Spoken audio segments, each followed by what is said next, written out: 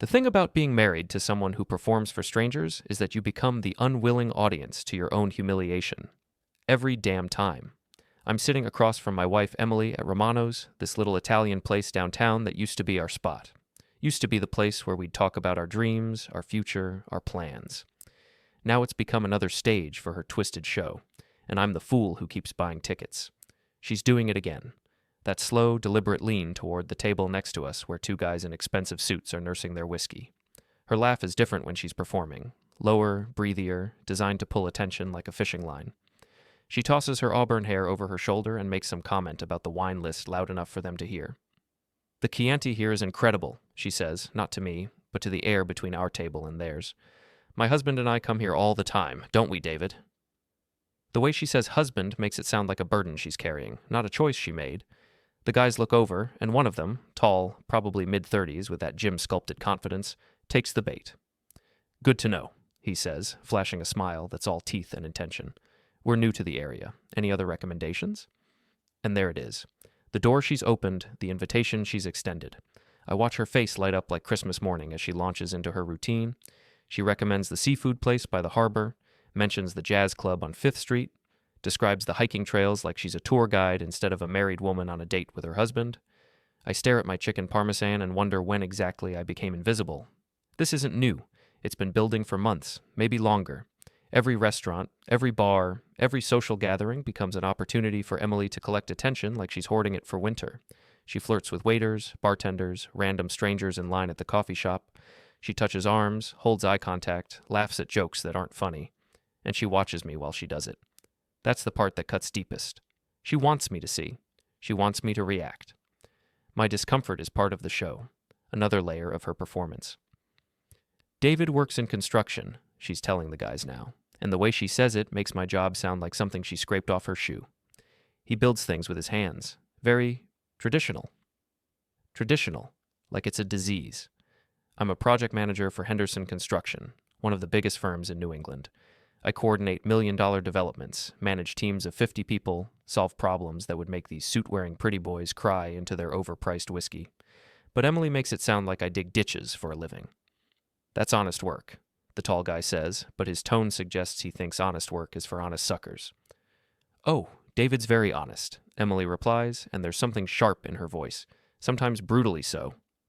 The conversation continues without me. Emily talks about her work at the architectural firm, mentions her recent promotion, drops hints about the expensive projects she's designing. She's building herself up while tearing me down, and these strangers are eating it up. I think about the flowers I brought her last Tuesday. Roses from the shop on Maple Street because she mentioned liking them once, 3 years ago. I think about the chocolate I left on her desk when she had that difficult client meeting. I think about all the small gestures, the thoughtful surprises, the ways I've tried to show her she matters. None of it seems to matter now. Excuse me, I say, standing up. I need some air. Emily doesn't even look at me. Take your time, she says sweetly, then immediately turns back to her new audience. Outside, the October air bites at my face. Castle Heights is one of those New England towns that looks perfect in the fall, all golden leaves and historic brick buildings, but feels hollow underneath, like a movie set with nothing behind the facades. I lean against my truck, a 10-year-old Ford that runs like a dream because I maintain it myself, and try to figure out when my marriage became a spectator sport. When did loving Emily become something I had to compete for with every random stranger who crossed her path? My phone buzzes. Text from my old boxing coach, Frank. You coming to the gym tonight, or you got better things to do? I type back, depends if I'm still married by morning. Frank responds immediately. That bad, huh? Getting worse. Come hit something. Better than hitting someone. Frank's gym is a throwback to when boxing was about heart instead of money. Cracked mirrors, heavy bags held together with duct tape, the smell of sweat and determination soaked into every surface. It's where I learned that sometimes you have to take a hit to land one. I'm considering Frank's invitation when Emily appears in the doorway of Romano's. She's laughing, exchanging numbers with the tall guy while his friend watches like he's witnessing a masterclass in manipulation. She walks over to me with that satisfied glow she gets after a successful performance. Ready to go? She asks like nothing happened. You get what you needed in there? What's that supposed to mean? The attention, the validation, whatever it is you're collecting from strangers these days? Her expression shifts, becomes defensive. I was being friendly, David. It's called social skills. Maybe you should try it sometime. Social skills don't usually involve flirting with married women. Flirting? She laughs, but it's not the warm sound she gave those strangers. This laugh is cold, calculated. You think that was flirting? God, David, you really are insecure. Insecure. The word she uses whenever I call her out, like my discomfort is a character flaw instead of a reasonable response to unreasonable behavior. I'm not insecure, Emily. I'm married. There's a difference. Barely, she mutters, but loud enough for me to hear. We drive home in silence. Our house is a colonial I've been renovating for 3 years, turning it from a fixer-upper into something beautiful, something worthy of the life I thought we were building together. Now it feels like a museum dedicated to my own stupidity. That night, Emily goes to bed without saying goodnight.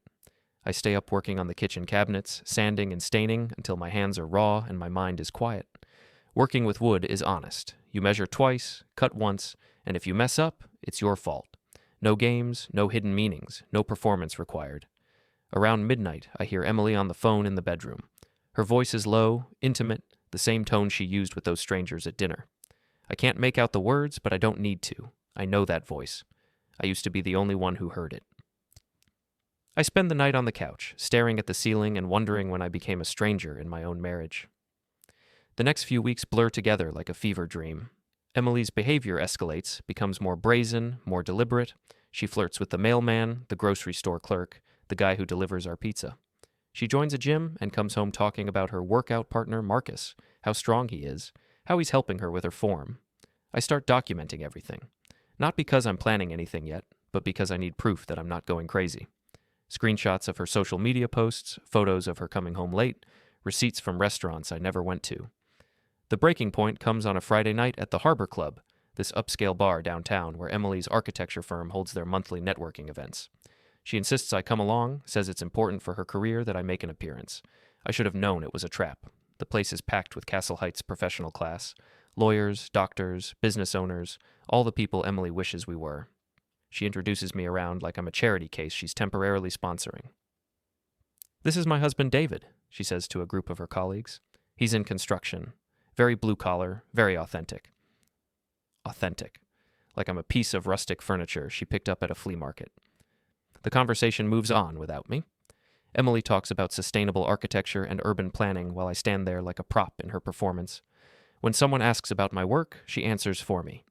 David builds things, she says with a patronizing smile. It's very physical work. He comes home exhausted most nights. The implication hangs in the air like smoke.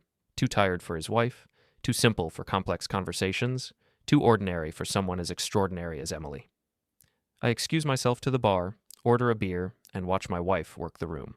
She's in her element here, surrounded by people who appreciate her intelligence, her ambition, her carefully crafted image, and for a moment, I remember why I fell in love with her.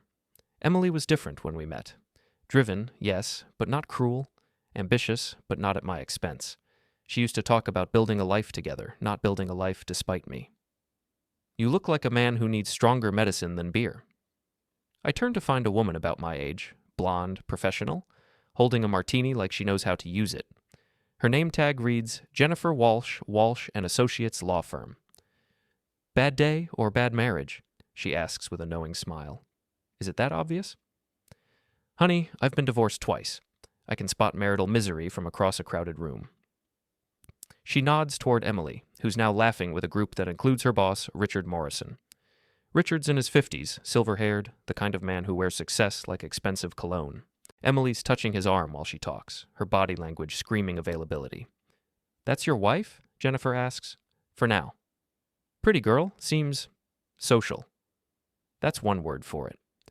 Jennifer studies me with the calculating gaze of someone who makes a living reading people. You know what your problem is? I'm sure you're going to tell me. You're playing defense in a game where she's already decided to cheat. Before I can respond, Emily appears beside us like she materialized from thin air. Her smile is bright and sharp as a knife. David, I see you've met Jennifer. Jennifer, this is my husband I was telling you about. All good things, I hope, Jennifer says smoothly. Oh, absolutely. David's very steady, very reliable. Some women need excitement, adventure, passion. I need someone who'll be there when I get home. The insult is wrapped in a compliment, delivered with a smile that doesn't reach her eyes. Jennifer's eyebrows rise slightly, and I can see her lawyer brain processing the subtext. Well, Jennifer says, reliability is underrated these days. Most people don't know a good thing when they have it. Emily's smile falters for just a moment. Oh, I know exactly what I have. The conversation continues, but I'm not really listening. I'm watching Emily perform, seeing her through Jennifer's eyes, a woman so desperate for attention that she'll humiliate her own husband to get it. Later, after Emily's had 3 glasses of wine and charmed half the room, we end up at a table with Richard Morrison and his wife, Claire. Claire's quiet, elegant, the kind of woman who speaks softly because she knows people will listen. Emily, on the other hand, is getting louder by the minute. Richard's been such a mentor, she gushes, her hand resting on his forearm. He's taught me so much about the business, about life, really. Richard smiles indulgently. Emily's incredibly talented. We're lucky to have her at the firm. She works so hard, I say, mostly to see how they'll react. Late nights, weekend calls, very dedicated. Passion projects require passion, Emily says, looking directly at Richard.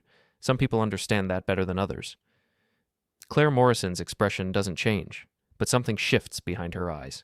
She's been watching this dance longer than I have, recognizing the steps. How long have you two been married? Claire asks quietly. 5 years, Emily answers. 5 long years. The word long hits like a slap. 5 years of building a life together, and she makes it sound like a prison sentence.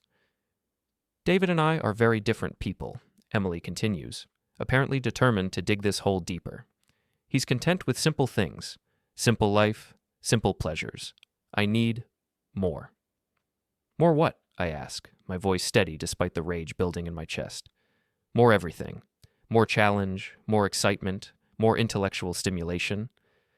More attention from other men. The table goes quiet. Richard clears his throat. Claire studies her wine glass like it contains the secrets of the universe. Emily's face flushes, but whether from embarrassment or anger, I can't tell. David has a very traditional view of marriage, she says finally. He thinks I should be content being his little housewife. But I have ambitions, goals, dreams that extend beyond domestic bliss. I've never asked you to give up your career. Haven't you? Every time you complain about my networking events, my business dinners, my professional relationships, you're asking me to make myself smaller, to dim my light so you feel better about yourself. Professional relationships, is that what we're calling it now? I'm asking you to remember you have a husband, to show some respect for our marriage when you're out collecting phone numbers from strangers. Emily's laugh is sharp and bitter. Phone numbers? God, David, you make it sound like I'm some kind of what? She doesn't answer, but her silence says everything. The evening ends badly. Emily spends the drive home lecturing me about my jealousy, my insecurity, my inability to support her professional growth. According to her, every concern I've raised is actually a reflection of my own inadequacy. You're threatened by successful men, she says as we pull into our driveway. You see me talking to Richard or networking with clients, and instead of being proud, you get paranoid. I get concerned when my wife flirts with other men in public. Flirts? She turns to face me, her eyes blazing. You think everything is flirting? You think being friendly is flirting? You think professional courtesy is flirting? Maybe the problem isn't my behavior, David. Maybe the problem is your perception. We're in the house now, standing in the kitchen I've spent months perfecting. The irony isn't lost on me, arguing about the foundation of our marriage in the room where I've literally rebuilt the foundation of our home. My perception, I repeat slowly. So when you touch other men, when you laugh at their jokes, when you give them your number, when you stay out until midnight on business dinners and that's all in my head, you're being ridiculous. Am I? Because from where I'm standing, it looks like you're shopping for my replacement while I'm still here. Emily's expression shifts, becomes calculating. She's quiet for a long moment, studying me like I'm a problem she needs to solve. You know what, David? You're right. I do enjoy the company of interesting, ambitious, successful men. I enjoy conversations that challenge me, that inspire me, that make me feel alive. And if that threatens you, if that makes you uncomfortable, if you don't like it... She pauses, her smile cold and final. The door's right there. You can leave. Something settles in my chest. Not anger, not hurt. Clarity. I look at my wife, really look at her, and see a stranger. Someone who's been wearing Emily's face while slowly poisoning everything we built together. Someone who just gave me permission to walk away from 5 years of trying to love someone who sees that love as weakness. I stand up, place my napkin on the counter, and nod once. All right, I say quietly. I'm leaving. I don't go far that night. Just to Frank's gym, where the heavy bags don't ask questions, and the only performance that matters is how hard you can hit without breaking your hand. Frank's there despite the late hour, cleaning equipment and pretending not to notice when I walk in looking like I've been hit by a truck. Rough night? He asks, tossing me a pair of gloves. Getting divorced. About damn time. Frank's been married to the same woman for 37 years. He knows what a good marriage looks like, and he's been watching mine crumble for months. No judgment, no advice, just the quiet understanding of a man who's seen enough fights to know when someone's beaten. I spend 2 hours working the bags until my shoulders burn and my mind goes quiet. By the time I'm done, I know what I have to do. Then Saturday morning, I call Jennifer Walsh. I was wondering when you'd reach out, she says when I identify myself. Coffee or straight to business? Business. How fast can you move on a divorce? Depends how complicated you want to make it. Assets, kids, contested versus uncontested. No kids. House is in my name. Bought it before we married. Most of the assets are mine. She's got her car, her clothes, her job. Sounds straightforward. What's your timeline? Yesterday. Jennifer laughs, but is not unkind. I like a man who knows what he wants. Can you be at my office Monday morning? I'll be there. Sunday is strange. Emily acts like Friday night never happened, chattering about her plans for the week, her upcoming projects, the dinner party Richard Morrison is hosting next weekend. She assumes I'll apologize, that I'll come crawling back like I always do. Instead, I spend the day documenting everything, bank statements, property records, photos of the house, and all the improvements I've made. I screenshot her social media posts, including the ones from Friday night where she's posing with Richard Morrison and his colleagues, looking like she's auditioning for the role of his next wife. Monday morning, Jennifer's office is everything you'd expect from a successful divorce attorney. Expensive furniture, law books, framed degrees, and a view of the harbor that probably costs more per month than most people make. So, she says, settling behind her desk with a legal pad and a predatory smile, tell me about Emily. I tell her everything. The flirting, the humiliation, the gradual erosion of respect and intimacy, the late nights, the mysterious phone calls, the way she talks about me in public like I'm something she's ashamed of. Jennifer takes notes, asks questions, nods at all the right moments. When I finish, she leans back in her chair and studies me. You know what I don't understand, she says. What? Why you waited so long. I kept thinking it would get better, that she'd remember what we had. David, can I be frank with you? Please. Your wife is already gone. She's been gone for months, maybe longer. She's just been too comfortable to make it official. You filing for divorce isn't ending your marriage. You're just acknowledging that it's already over. The paperwork takes 3 hours. Jennifer's thorough, explaining every document, every clause, every potential complication. By the time we're done, I feel like I've been through surgery. Painful, but necessary. When do you want to serve her? Jennifer asks. Tonight, at home. You sure you don't want to wait? Give yourself time to think about it? I've been thinking about it for months. I'm done thinking. That evening, I sit at our kitchen table with Jennifer and the divorce papers, waiting for Emily to come home. She's late, of course. Probably out networking, building professional relationships, collecting attention from men who don't know her well enough to see through the performance. When she finally walks in at 9:30, she stops short at the sight of Jennifer sitting at our table. David, what's going on? Emily, this is Jennifer Walsh, my attorney. Jennifer, my wife Emily. Emily's face goes through several expressions: confusion, recognition, understanding, and finally panic. Your attorney? David, what? You told me the door was open if I didn't like the way things were going, I say calmly. So I walked through it. Jennifer slides the papers across the table. Mrs. Henderson, you're being served with divorce papers. You have 30 days to respond.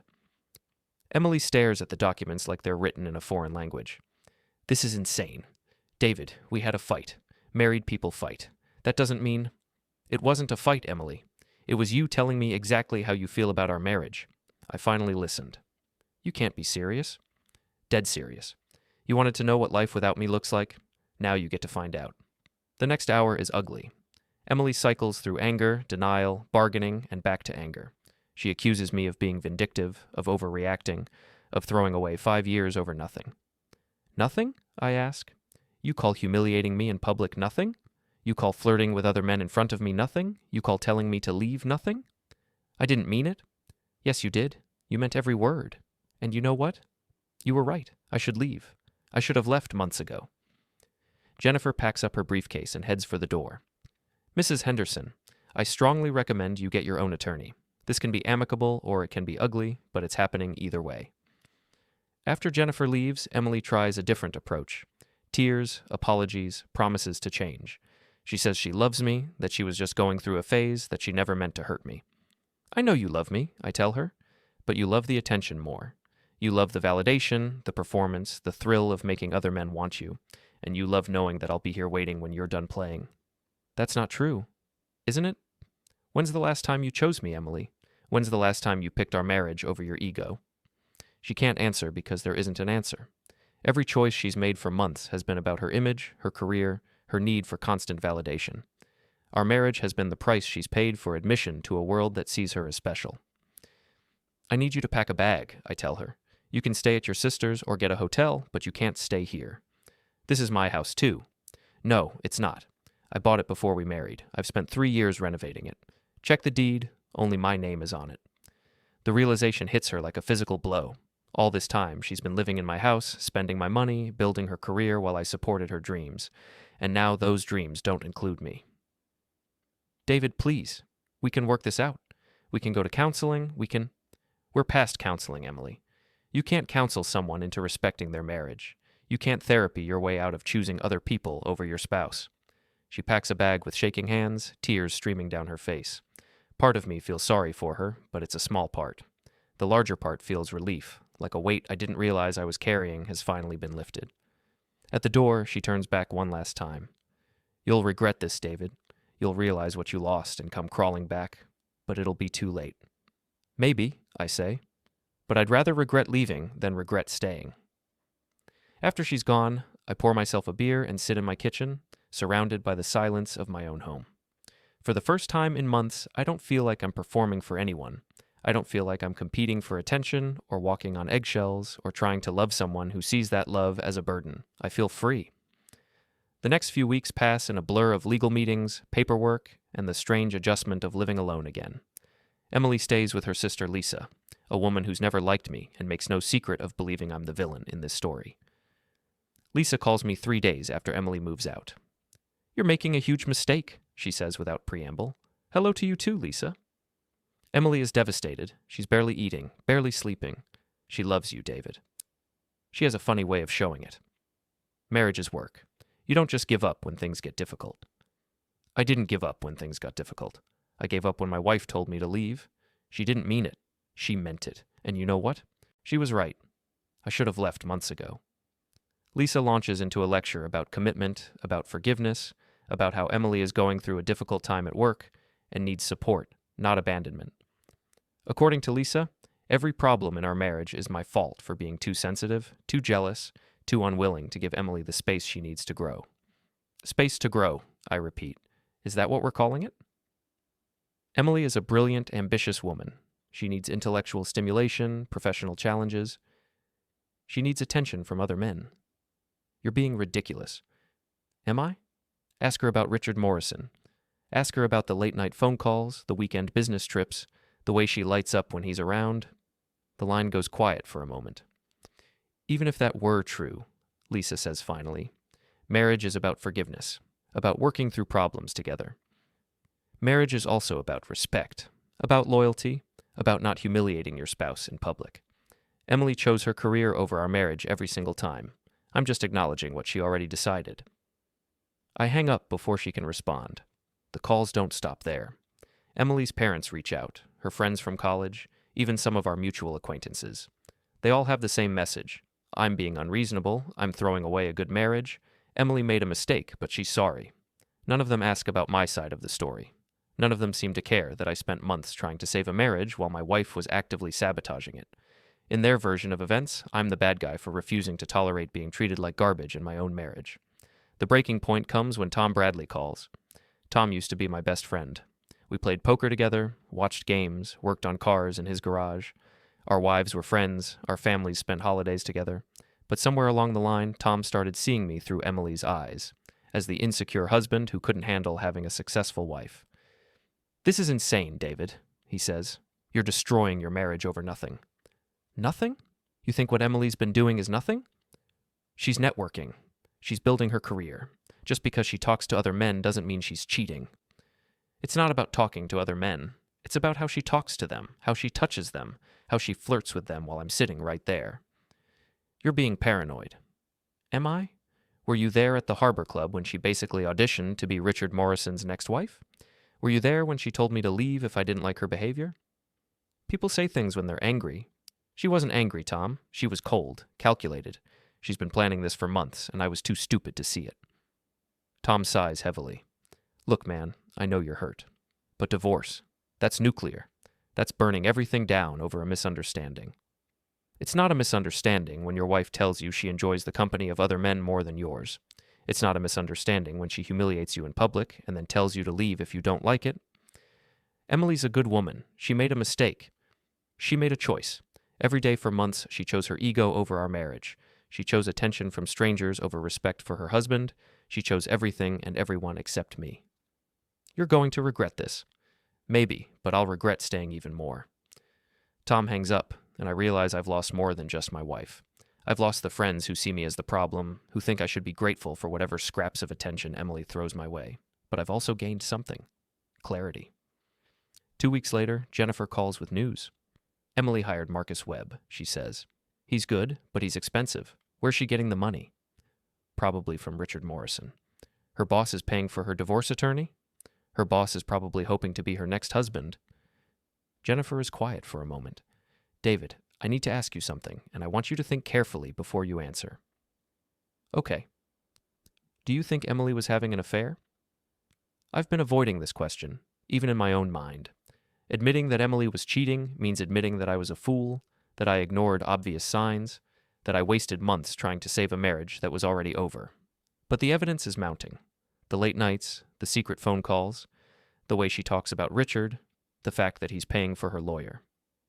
Yeah, I say finally. I think she was. Can you prove it? Not yet, but I'm working on it. That night, I drive past Richard Morrison's downtown condo. Emily's car is parked in the guest spot. It's 10:30 on a Wednesday night, and she's at her boss's apartment, supposedly discussing work. I take photos, document the time and date, and drive home feeling sick to my stomach. Not because I'm surprised, but because I'm not. The next morning, I call a private investigator Jennifer recommended. His name is Mike Torres, and he specializes in matrimonial cases. How long do you think this has been going on? He asks after I explain the situation. Months, maybe longer. And you want proof? I want evidence. Photos, recordings, documentation. I want to know exactly what my wife has been doing while I've been trying to save our marriage. Mike is thorough and professional. Within a week, he has photos of Emily entering and leaving Richard's condo at all hours, recordings of intimate phone conversations, evidence of romantic dinners and weekend getaways. The affair has been going on for 6 months. 6 months of lies, gaslighting, and manipulation while I blamed myself for the problems in our marriage. But the worst part isn't the cheating, it's the cruelty. In one recorded conversation, Emily laughs about my attempts to save our marriage, calling me pathetic and desperate. She tells Richard that I'm too stupid to realize what's happening, too weak to do anything about it, even if I did. He actually brought me flowers last week, she says, her voice dripping with contempt. Like that would fix anything. Like romance could compete with what we have. What do we have? Richard asks. Everything he can't give me. Intelligence, ambition, passion, a real future instead of this small-town, blue-collar fantasy he's been living. When are you going to tell him? I don't have to. He'll figure it out eventually or he won't. Either way, I'm done pretending to be happy with mediocrity. I listen to the recording 3 times before I can process what I'm hearing. This isn't just about an affair. This is about 6 months of deliberate emotional abuse, of making me question my own sanity while she planned her exit strategy. But Emily made one crucial mistake. She assumed I was too weak, too stupid, too desperate to fight back. She was wrong. Armed with Mike's evidence, Jennifer and I craft our response. It's not just about the divorce anymore. It's about making sure Emily and Richard understand that actions have consequences. We can use the affair to invalidate any claims she might have on your assets, Jennifer explains. Adultery affects spousal support, property division, everything. What about Richard? What about him? He's been interfering in my marriage for 6 months. There have to be consequences for that, too. Jennifer smiles, and it's not a nice smile. Alienation of affection is still a valid claim in this state. We can sue him for damages. How much damage? Depends how vindictive you want to be. I think about 6 months of gaslighting, of being made to feel crazy for noticing what was happening in my own marriage. I think about Emily laughing at my attempts to save our relationship while she was planning her escape with another man. Very vindictive. The first shot is fired on a Monday morning. Jennifer serves Richard Morrison with papers at his office, in front of his employees and clients. Alienation of affection, intentional infliction of emotional distress, interference with marriage. The lawsuit asks for $2 million in damages. By noon, the news has spread through Castle Heights' professional community like wildfire. Richard Morrison, respected architect and pillar of the community, is being sued for stealing another man's wife. The second shot comes that afternoon. Jennifer releases selected portions of Mike's evidence to the press. Photos of Emily and Richard together, excerpts from their recorded conversations, documentation of their affair. The local newspaper runs the story under the headline, "Prominent Architect Sued for Affair with Employee's Wife." Emily calls me that evening, screaming, "How could you do this? You've ruined everything." "I didn't do anything, Emily. You did this. You and Richard. Those recordings are illegal." "Actually, they're not. Single-party consent state. As long as one person in the conversation agrees to the recording, it's perfectly legal. You're destroying my career." "Your career?" "Emily, hey, or you've been sleeping with your married boss for 6 months. You destroyed your own career." "Richard's going to lose everything because of you." "Richard's going to lose everything because of Richard. Actions have consequences, Emily. You're both about to learn that." The fallout is swift and brutal. Richard's wife files for divorce within 48 hours. The architecture firm's board of directors launches an investigation into his conduct. Several major clients pull their projects, citing concerns about the firm's leadership. Emily is placed on administrative leave pending the investigation. Her professional reputation, the thing she valued more than our marriage, is in ruins. But I'm not done yet. Mike's investigation uncovered something else. Richard has been embezzling money from the firm to fund his lifestyle and his affair with Emily. Expensive dinners, weekend trips, jewelry, all paid for with money stolen from his business partners. Jennifer turns this evidence over to the district attorney's office. Within a week, Richard is arrested for embezzlement and fraud. The local news covers his perp walk, showing him in handcuffs being led out of his office while reporters shout questions about his affair and his financial crimes. Emily calls me again, this time crying instead of screaming. "David, please, you have to stop this. Richard's in jail. They're saying he might go to prison." "That's not my problem, Emily. He didn't do anything wrong. He stole money from his business partners to pay for your affair. He interfered in our marriage for 6 months. He destroyed 2 families for his own selfish pleasure. What part of that isn't wrong?" "I love him." "You love the idea of him. You love what he represented, success, status, escape from your boring blue-collar husband, but you don't really know him, Emily. If you did, you'd have known he was a thief. This is all your fault. No, this is all your fault. You made the choice to have an affair. You made the choice to humiliate me. You made the choice to tell me to leave. I'm just making sure you live with the consequences of those choices." The divorce is finalized 6 weeks later. Emily gets nothing. No alimony, no property settlement, no assets. The adultery clause voids any claims she might have had. Richard pleads guilty to embezzlement and gets 3 years in prison. His wife takes half of everything in their divorce, leaving him broke and disgraced. Emily moves back in with her parents, her career in ruins, her reputation destroyed, her future with Richard evaporated. But the story doesn't end there. 3 months after the divorce is finalized, I get a call from Claire Morrison, Richard's ex-wife. "I wanted to thank you," she says. "For what?" "For having the courage to fight back. I knew about Richard's affairs for years, but I never had the strength to do anything about it. Watching you stand up to him, and Emily gave me the courage to finally leave." We meet for coffee, 2 survivors of the same shipwreck. Claire is elegant, intelligent, and surprisingly funny. She tells me about Richard's pattern of affairs, his financial irresponsibility, his need to control and manipulate the women in his life. Emily wasn't his first employee, she says. There was Jessica before her, and Monica before Jessica. He has a type, ambitious young women who are impressed by his success and willing to overlook his character flaws. "Why didn't you leave sooner?" "Same reason you didn't. I kept thinking it would get better, that he'd change, that if I just tried harder, loved him more, he'd remember what we had." We start seeing each other, tentatively at first. Coffee dates, dinner, long conversations about rebuilding our lives after betrayal. Claire understands what I went through in a way that no one else can. She knows what it's like to be gaslighted, manipulated, made to feel crazy for noticing obvious lies.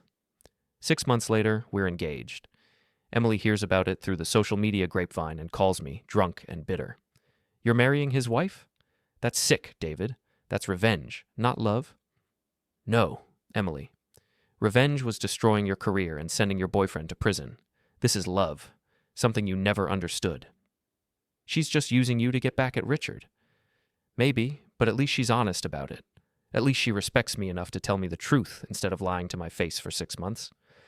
You'll never be happy with her. You'll always be second choice, just like you were with me. The difference is, Claire chose to leave Richard. She chose to build a new life with someone who values her. You chose to stay with me while you shopped for my replacement. There's a big difference between being someone's second choice and being someone's better choice. Emily hangs up, and I never hear from her again. A year later, Claire and I are married in a small ceremony at Frank's gym, surrounded by people who actually care about us. Frank officiates. Jennifer is Claire's maid of honor. Mike Torres provides security to keep out unwanted guests. It's not the wedding I imagined when I married Emily, but it's honest, real, built on truth instead of performance. During the reception, Frank pulls me aside. You know what the difference is between a good fight and a bad fight? He asks. What? In a good fight, you're fighting for something. In a bad fight, you're fighting against something. You spent 5 years fighting against Emily's behavior, trying to save something that was already dead. Then you spent 6 months fighting for your dignity, your self-respect, your future. That's why you won. I didn't win, Frank. I just stopped losing. Same thing, son. Same thing. As I watch Claire laugh with our friends, I realize Frank is right. I didn't win because I destroyed Emily and Richard, though they certainly deserved what they got. I won because I finally stopped accepting unacceptable behavior. I stopped trying to love someone who saw that love as weakness. I won because I walked through the door Emily opened, and I kept walking until I found someone worth staying for. Tom Bradley shows up at the reception, uninvited but not unwelcome. He's been divorced for 6 months. Turns out his wife was having her own affair, inspired by Emily's example. I owe you an apology, he says. No, you don't. Yeah, I do. I thought you were being paranoid, jealous, unreasonable. I thought Emily was just being friendly, networking, building her career. I was wrong. You were loyal to your friend. I can't fault you for that. I wasn't loyal to my friend. I was loyal to my idea of what marriage should be. I thought you should just accept whatever Emily dished out, because that's what good husbands do. Turns out, good husbands don't enable bad wives. We shake hands, and just like that, I have my best friend back. The evening winds down with Claire and me slow dancing to an old song, surrounded by people who've seen us at our worst and chosen to love us anyway. It's not perfect, we're both damaged, both carrying scars from our previous marriages, but it's real. Any regrets? Claire asks as we sway to the music. About what? About how hard you hit them, about destroying their lives so completely. I think about it for a moment. Emily is working as a receptionist at a dental office, living with her parents, her dreams of architectural success long dead. Richard is in prison, broke and forgotten. Their affair, which seemed so passionate and important, lasted exactly as long as it took for the consequences to catch up with them. No regrets, I say finally. They made their choices. I just made sure they lived with them. Good, Claire says, pulling me closer, because I'm not done making them pay yet. I laugh, because Claire's sense of justice is even more ruthless than mine. Richard's parole hearing is coming up, and she's planning to testify about the damage his affairs caused to their marriage and their children. Emily applied for a job at a prestigious firm in Boston, and Claire made sure they knew about her history of sleeping with married bosses. We're not vindictive people by nature, but we're thorough. When someone destroys your life for their own selfish pleasure, you make sure they understand the full cost of that decision. I love you, I tell Claire, and I mean it in a way I never meant it with Emily. I love you too, she says, and I respect you, and I choose you, every day, over everyone else. Those words, respect, choose, are worth more than all of Emily's performances, all of her attention-seeking, all of her shallow charm. They're the foundation of a real marriage, built on truth instead of lies, on loyalty instead of betrayal. As we dance, I see Emily's sister Lisa watching from across the street, probably reporting back to Emily about my new life, my new wife, my obvious happiness. Let her look. Let Emily know that the man she called pathetic and desperate is thriving without her. Let her know that the door she opened led me to something better than anything we ever had. The song ends, and Claire kisses me as our friends cheer. It's not the ending I planned when I married Emily 5 years ago, but it's the ending I deserved. Sometimes the best revenge isn't destroying your enemies. It's building a life so good that their absence becomes a gift instead of a loss. Emily wanted to know what life without me looked like. Now she knows. And I finally know what life without her looks like too. It looks like freedom. It looks like respect. It looks like love without performance, without games, without the constant fear that I'm not enough. It looks like everything I always wanted and was too afraid to demand. She said the door was open if I didn't like it, so I walked out. And I never looked back.